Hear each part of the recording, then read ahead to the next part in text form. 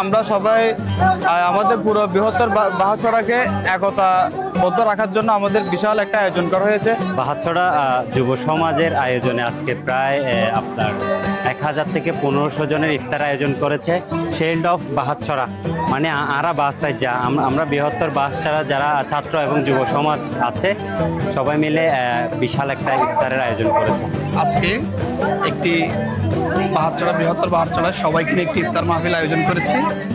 আমরা প্রতি বছরের নিয়ে এবছরও এই ইফতার মাহফিল আয়োজন করে সবাইকে একতাবদ্ধ করার জন্য একটা চেষ্টা করতেছি। বৃহত্তর বাহাছড়ার একটি ঐতিহ্য আছে যে যুব সমাজ একতাবদ্ধ থাকতে পারে, তেমনি আজকের এই ইফতার মাহফিলের যেটি আয়োজন করা হয়েছে এর মাধ্যমে একটি প্রমাণ করে বাহাছড়ার যুব সমাজ ঐক্যবদ্ধ রয়েছে। এই যে একটি সমাজের উন্নয়নের জন্য যুব সমাজ সবচেয়ে গুরুত্বপূর্ণ ভূমিকা পালন করে, তেমনি এই যে বৃহত্তর বাহাছড়াবাসী এর আগে একটি মিলন মেলা করেছিল যাতে কক্সবাজার একটি প্রমাণ করে দিয়েছিল বাহাছড়াবাসী ঐক্যবদ্ধ আছে, তেমনি সেই ধারাবাহিকতায় আজকেও ইফতার আয়োজন। আমাদের বৃহত্তর বাহাছড়ার ছাত্র যুব উন্নয়ন যারা আমরা আছি